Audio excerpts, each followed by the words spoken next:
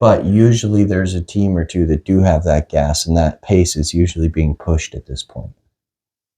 You know? Mm-hmm. You didn't think that's Travis? No. To be truthful, if Brent Sass was in here, he'd be 4 hours ahead of Travis right now.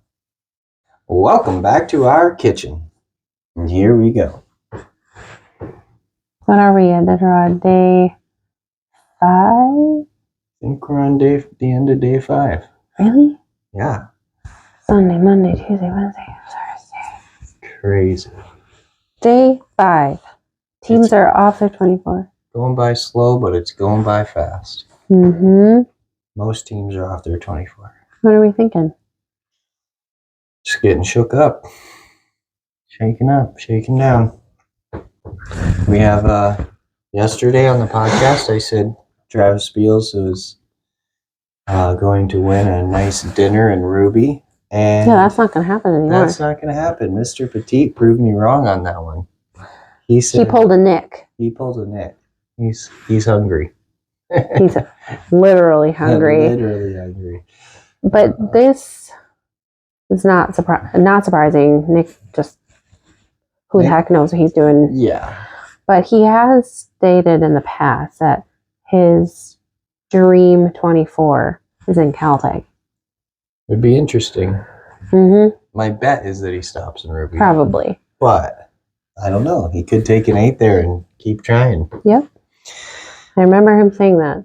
And he hasn't done it yet. He hasn't done it, but he's been taking it a lot more easy this year, sitting back, saving the dog team maybe. Mm-hmm. Waiting it out. Mm-hmm. I have done the math, and he's not in a bad position to do it.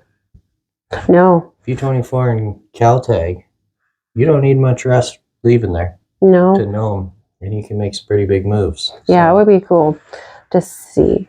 See how it works out. Yeah. Go ahead. Go be the guinea pig. You go be the guinea pig, yes. But hey, sometimes that's what it takes. Yep. The trail to Cripple looks great. Must be great. I'm seeing some speeds on this stretch of trail that we haven't seen on this stretch of trail for a long time. Yeah. They're really moving. Yeah. Yes. Teams are coming off their 24 and having no problem getting up that trail, at least the front pack. Yeah. I think we're seeing some things with some teams a little further back now, starting to. Mm-hmm. But otherwise, this front 10, solid. Moving. Crazy. Yeah. Seemed like maybe Travis was having one of the faster runs up there in the front. He was really. Did you look at run times? I haven't. Well, it's hard to tell run times because of the rest between. So it's hard to pinpoint it. I know Dallas rested somewhere around 3.5 when we do the tracker replay. Mm-hmm. I don't know if I did the tracker replay on Travis. I know Ryan rested just over 4. Either way, everyone is moving. It'll be hard to tell. The speeds are moving. Mm-hmm. Yeah. Everyone seems to be making their way to Cripple. Mm-hmm. In good fashion. Yes. Yeah, let's talk about what we saw. I mean, we watched a live feed for a little bit. We saw Dallas's team come in last night. Wow. Yeah, you were, not surprised. No. But impressed. Yes. His team always looks ready. Yes.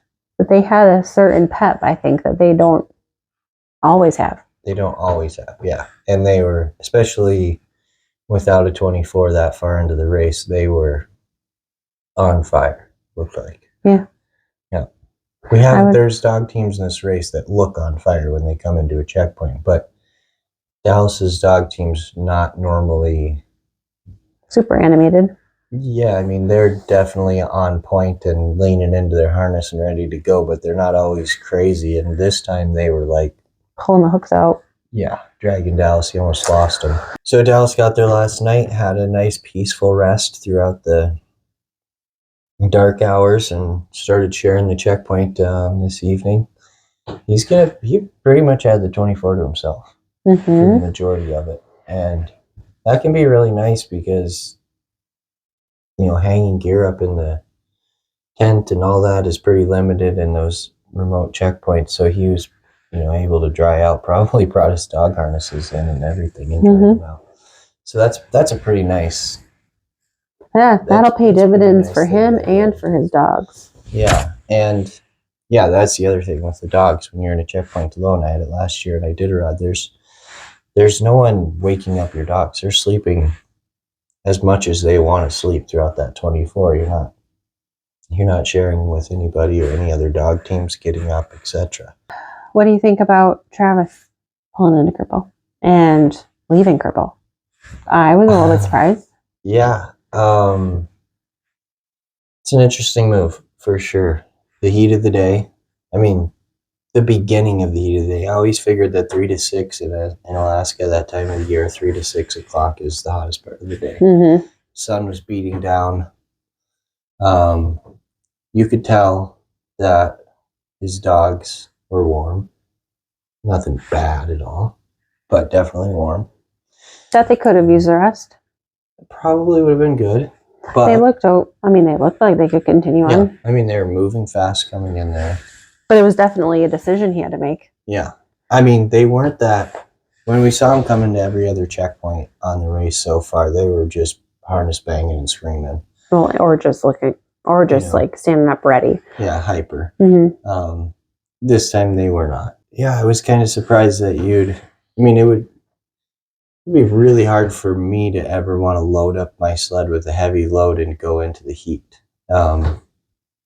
especially with that much of a lead. I feel like he had the opportunity to take advantage of it. But sometimes it also takes a move like this to pull away, and then once he's pulled away, he can really relax back. So it could, in one regard, you can look at it like, oops, and in another regard, you can look at it like, if this pans out well for him. Yeah, time will tell. It could be a really good move. So it's going to be interesting to see what, it all depends on how his dogs handle it. Mm-hmm. I always think it's funny watching these races because when you've watched them for a while, you start to kind of think, oh, well, this person's just going to do this. Like, or this is going to happen.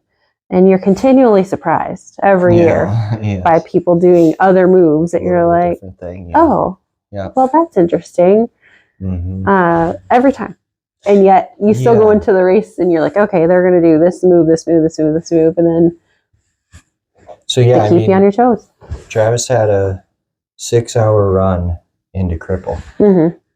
And by the time he camped 15 miles away from Cripple, he just pulled over not very long ago, a few minutes ago. He was at almost an 8-hour run. It's a long run. Yeah. That is a really long run. Especially with 2 hours of that run being loaded down in the hottest part of the day. Yeah. So, I hope, obviously we're rooting for Travis. And so I hope that it pays off, and I hope that it's a good move for him. Yeah, well, they're going to get a good trail rest right now, and we'll see them continue on. Yes, definitely. And another one of our favorite mushers came in right behind Travis with our favorite dog in lead. One of our favorite dogs. One of them. We don't pick favorites. Yeah. Not all the time. One of our favorite dogs in his team, anyway. Yeah. Mr. Gary was in the lead. Yes, Gary led him into Cripple. So Gary's been doing quite a bit of leading for Ryan in this race, which is exciting. And, Ryan and I talked about it before he started, and I said, you guys don't have that extreme bond, so I wouldn't count on him on the coast. So use him as long as he loves you, and as long as he's willing to tolerate you. Yes. Use him and lead until that bond becomes the necessary thing for continuing on, and then he'll be a good team dog for you. So it's cool to see that he's still up there doing a good job. And and truthfully, I was surprised by how his dogs looked. Like, they looked happily surprised. Awesome. Yeah, like they looked really awesome. I was like, holy cow. They looked really good moving into the checkpoint, as did Travis's. We could see him on the live feed coming across the field there. And both of those teams looked awesome. But when Ryan stopped his team, they immediately started harness banging, and they were animated, and they looked really good. Yeah. This is what we expect off of a 24. Like, that's what we hope for. Yeah, this is the anticipated outcome. Yeah, that's what you hope for, and then you can move on, take your 8, And in a perfect world, you have strong rested dog team going up the coast. So looking forward to watching him. We watched him put water in front of him right when he got there. And they were drinking really well. Always again, good. Heat of the day, so you'd expect that. But they don't always do it, so it's good to see them lapping up some water. Hydration. Very good. Yeah, dogs are moving good. Again, all teams, I'm continually impressed. I do have to say this. Travis put some time on Ryan going up to Cripple. Maybe a mile and a half. And then Travis, and I'm going to have to get on him about this. Love you, buddy. But I've never seen more of a snail in a checkpoint in my entire life. We were watching it, the live feed, and Wade was like, is he still there? Is he still there? Is he going back to his bags again? Is he still there? I was starting to get aggravated. And then he's looking at the time and looking at the GPS and looking at Ryan. And he's like, Ryan's putting time on him just from him digging through his bags. And then he finally left. But yeah. Ryan got all that time back. There's always room for improvement. It's a conversation you can have later. We're going to have it. Yeah. And also just probably checking off all of his items we've all messed up and left without something that we needed. So let's give him a little bit of grace. He is leading the race. Yes. He's in a position that he has not been in before. And that can screw with you. Oh, yeah. And he's tired. This is new territory. But efficiency. Okay, Professor Wade. Yeah. No, I actually learned that from Martin Boozer, our rookie meeting. He was very strict on efficiency. That's one of the only things I really remember from that meeting was efficiency. Well, and we've seen the outcome of that. And it's always positive. Yeah, I mean, look at Dallas coming into a checkpoint to go through. He's in full sprint, full focus mode. He's quick and... Yeah, he's got that down. Yeah, he's in and out quick. Okay, so the next person that came into Cripple was Jesse Holmes. Jesse's doing exactly what I expected him to. 24ing an offer there, gave him the opportunity to go a little farther up the trail to take his camp on the way to Cripple, put him in good position to jump Cripple and take a camp outside. So he'll probably go up by Travis somewhere and take his rest. Good move on his part. I have seen people leave Ophir off their 24 and go straight to Cripple or straight to Iditarod the other way. So I think that was a good move on Jesse's part to break that run up still, do a little hop over Cripple, set him up well to either go straight into Ruby or even jump Ruby and hop his way down the river into Caltag for an 8, which is a possibility. That would really change things up a lot if he did that. Yeah, this is going to be a fun 48 hours. Yeah. And beyond. Definitely. The Chase Pack, Paige Robney, Matt Hall, Hunter Keefe, Matt Taylor, Jesse Royer, Aaron Burmeister. There's a couple others thrown in the mix. Milla, I can't follow her right now. She's... Yeah, Milla and... Jason Mackey's... Matt's Peterson. Yeah, Jason Mackey's in that mix. Matt's Peterson, Wally Robinson. There's a little bit of separation starting at the tail end of that group. Yes. But they're all right there. They're all there where one little move or one little mess up. Or one storm. Yeah. Right now. One little chink in the front and one little push in the back, and they could be right. All that group could be right together. So. Yeah. I wonder. We haven't looked at the weather. I'm curious about what the weather is going to be like from Caltech to Unalakleet. It always seems to be a warm up going towards the coast. Am I wrong?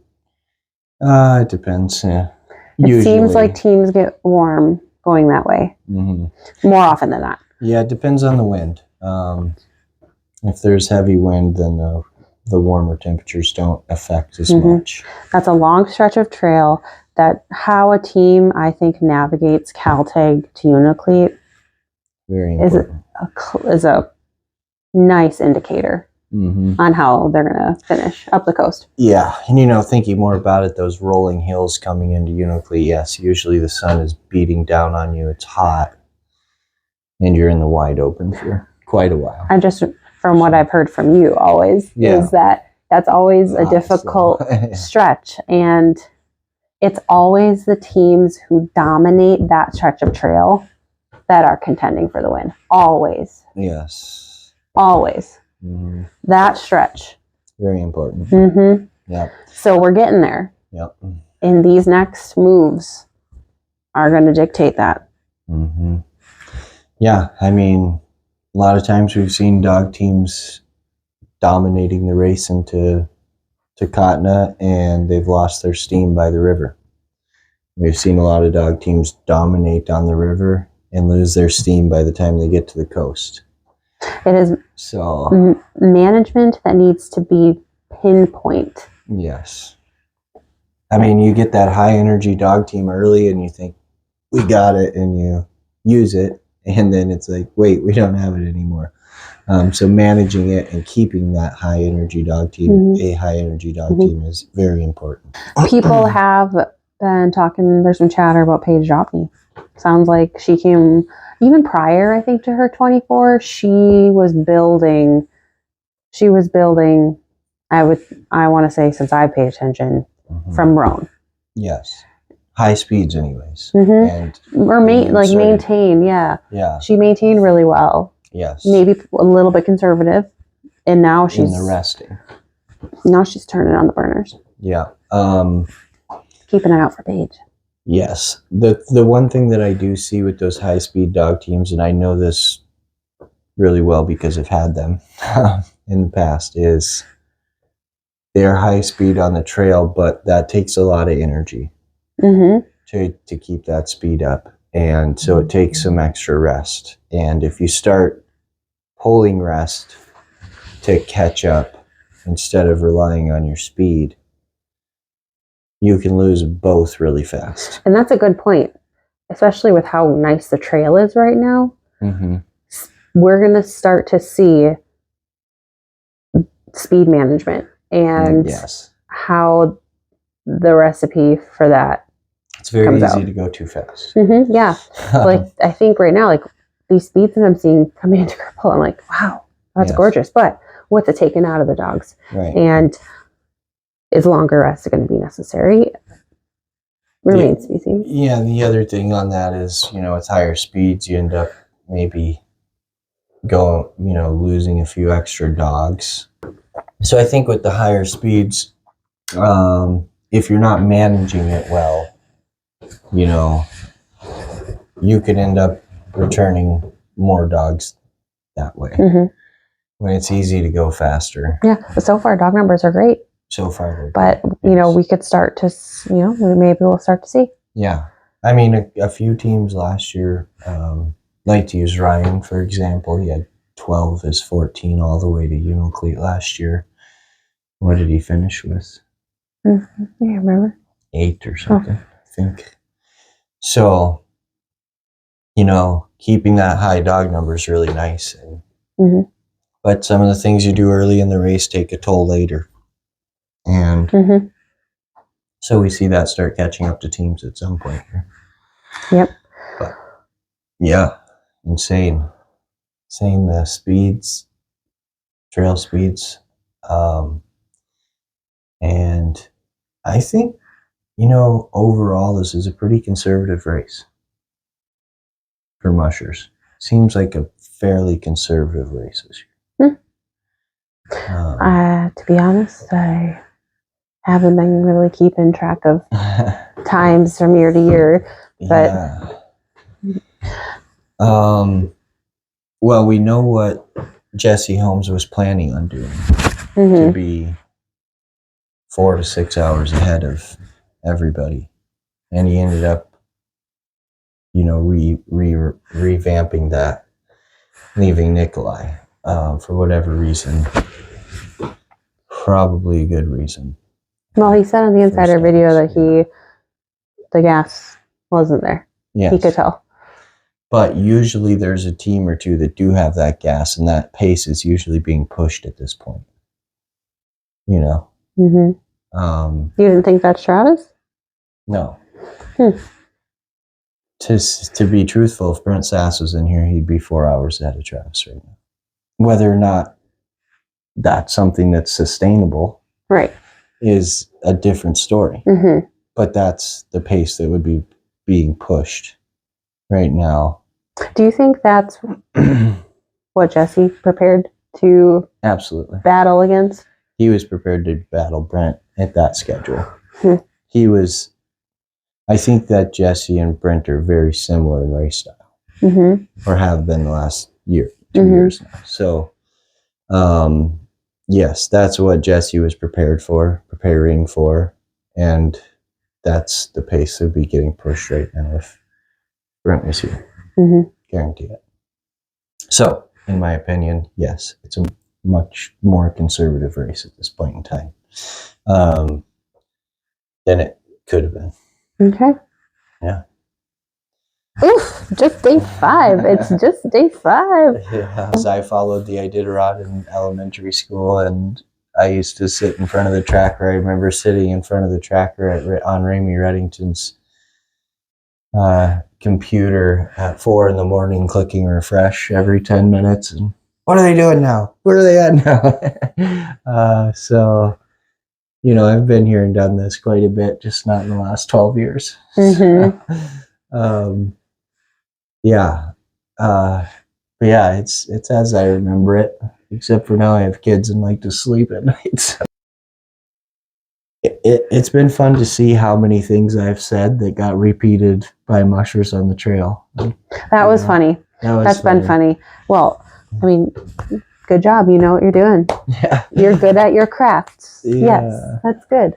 I know how to read these guys. Yeah, that's good. So. And it's been funny just to see what. But Travis surprised me today. That's one that I had wrong. What? When he went through Cripple.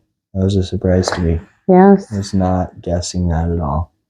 Okay, well, I think we should play a game. All right. What's this game?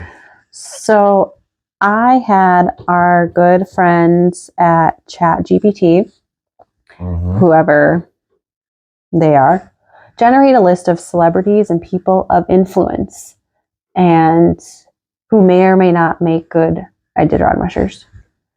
And we need to give our opinions on if we think they would be a good or terrible dog musher. Alrighty. Let's do it. Okay, first, Kanye West. Would Kanye West make a good dog musher? Yes or no? 1, 2, 3. No. Yes. What? I do not think he's a little unhinged. I'm not sure. Okay. Ready for the next one? Mm-hmm. Would Logan Paul make a good Iditarod musher? 3, 2, 1. Maybe? Yeah. I mean, he's a fighter. Physically, yes, probably. Yeah, physically he could do it. I don't know. He'd probably do it. He could handle the cold. He went from like YouTube creator to like successful WWE wrestler. He seems like he can, if adapt. If he trains for it. Okay, The Rock.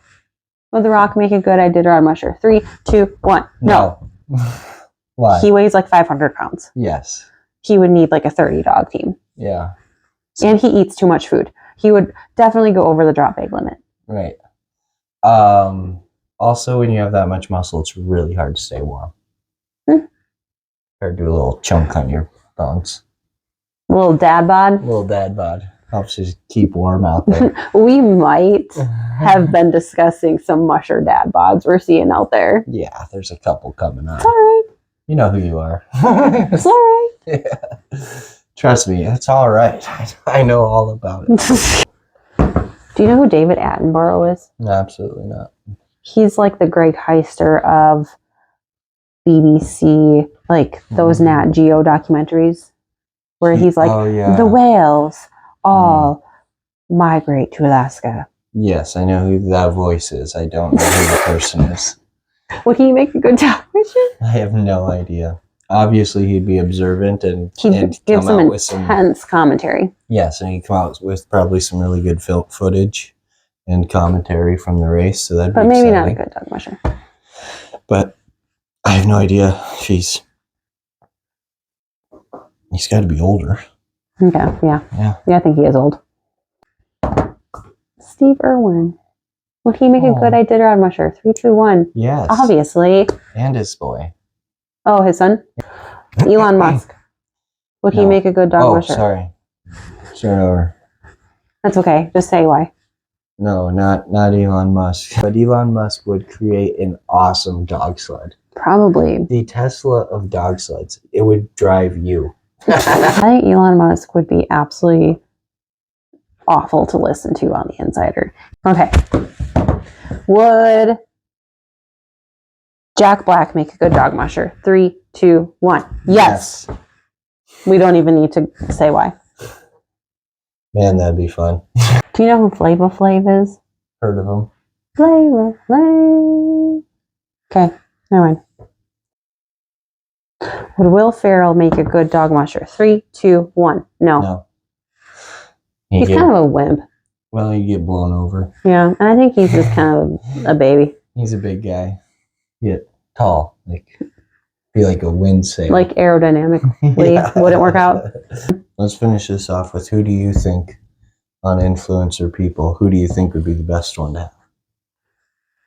Influencers? Like these kind of people. If you chose one of these kind of people to, like if we were going to be able to pick a person each to bring them in and teach them everything and have them race against each other, what would be your choice? Like a celebrity, like a person of influence. Style, yeah. Well, I think the Irwins we talked about, like that was a good one. That would be your pick. Do you want me to go first while you think about it? Sure. Because mine's going to blow yours out of the water. I'm going to pick the person I'm going to pick is the beast of all beasts. David Goggins. That would be intense to have that man on the trail. You're not going to pick? I feel like this is something I should know. Andrew Tate. He put in the work. Absolutely not. I am editing that out. You know that he gets his pedicure and manicure and puts his little patches on his eyes at night to look good for his podcast the next day. Andrew Tate. Goodbye. We're done. We're done here. You're losing your mind. You need to be out on the trail. Going crazy. Who would I pick? Now, though, I feel like I'm missing someone who I'm like, yes, I 100% would want this person. That's a good question. That's not a good question. If you could pick any musher, dead or alive, to be competing in this race right now, who would it be? You can pick 3. Should I give you a couple minutes? No, not if I can pick 3. Joe Reddington, Susan Butcher. Be hard not to put Rick Swinson in there, but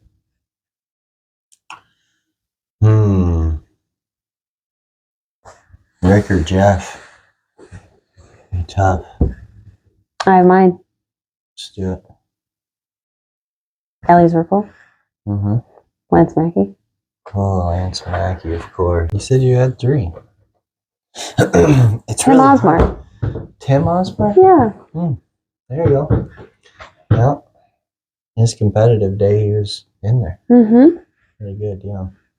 Especially if you could give them any dog team in the world. Like if you could guarantee they were going to have one of the best dog teams. Yeah. But there's a lot of mushers that we don't really know that were before our time. Yep. That could have been that were just outstanding mushers. They were that is so hard. You guys are, they would laugh. Yeah. And laugh and laugh. And you know what I think is funny? It doesn't happen anymore. Which I think is probably maybe a good thing. You know how many races were lost in the bar in McGrath?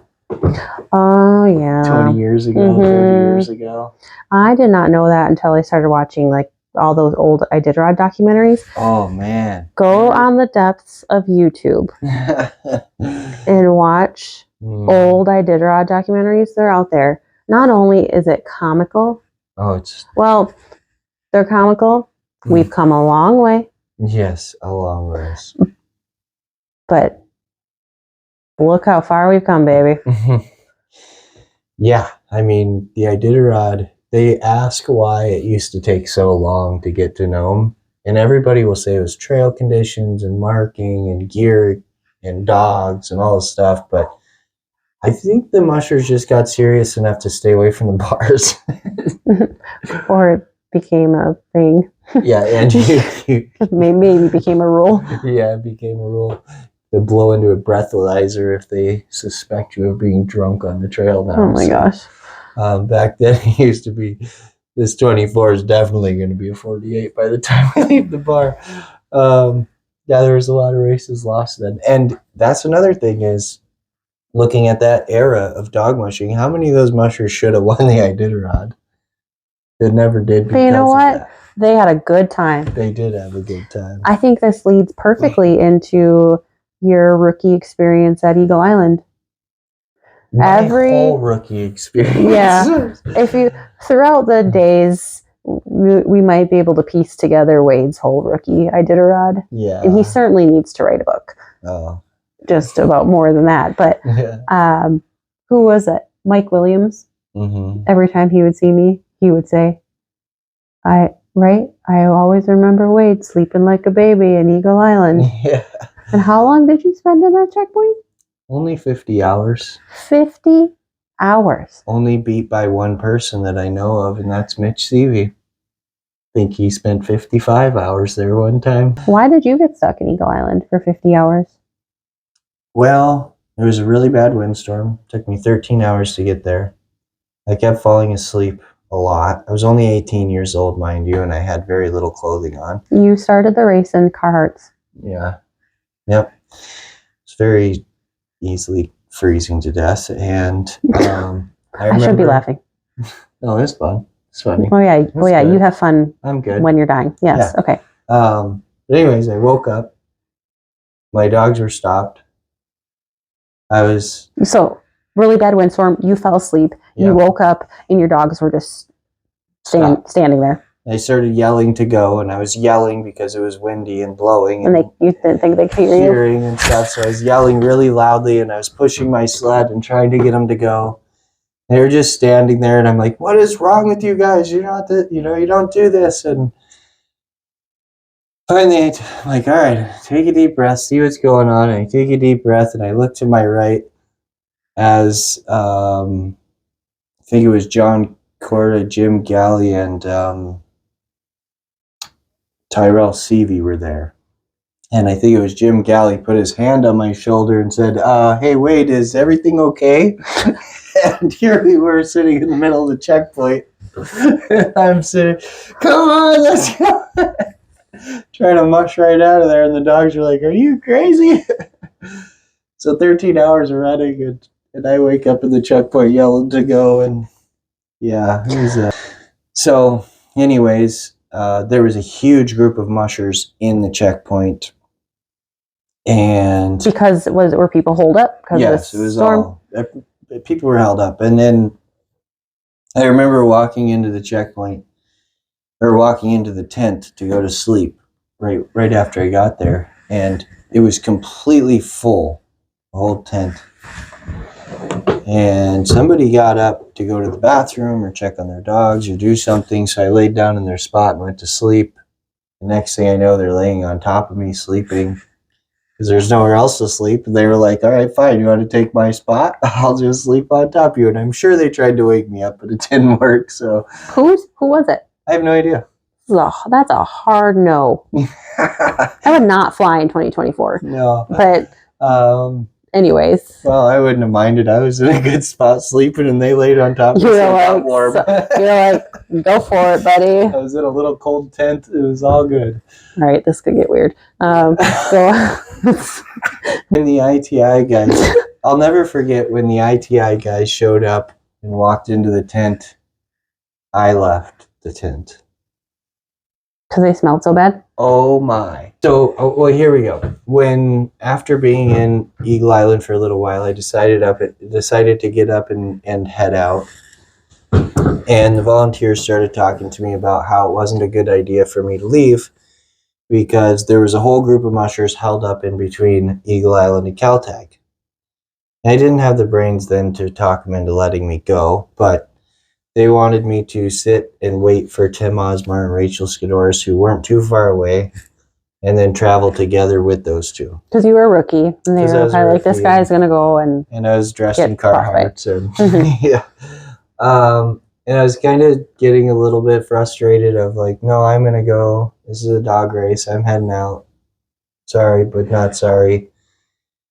And one of the volunteers says, wait, do you know what day it is? Do you even know what day it is? And I said, no, I don't know what day it is. And I said, it's St. Patrick's Day.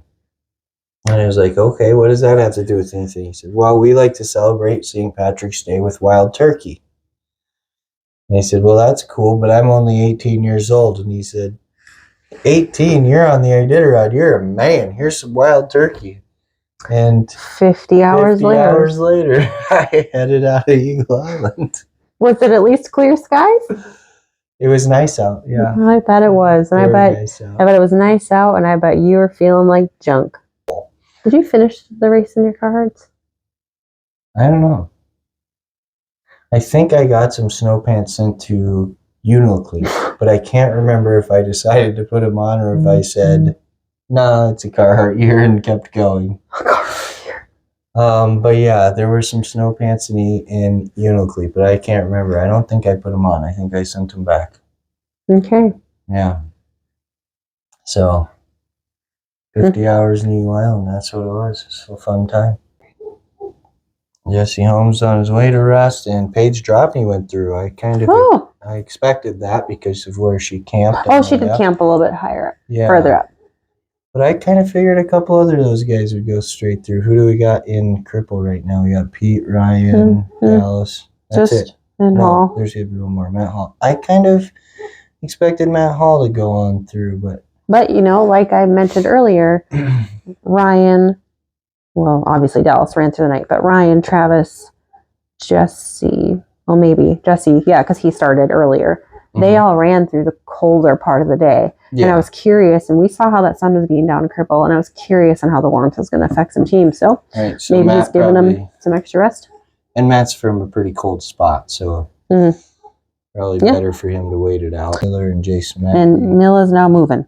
And Milla and back with Jeff Dieter. And Millatrill is on the move. Millatrill is on the move.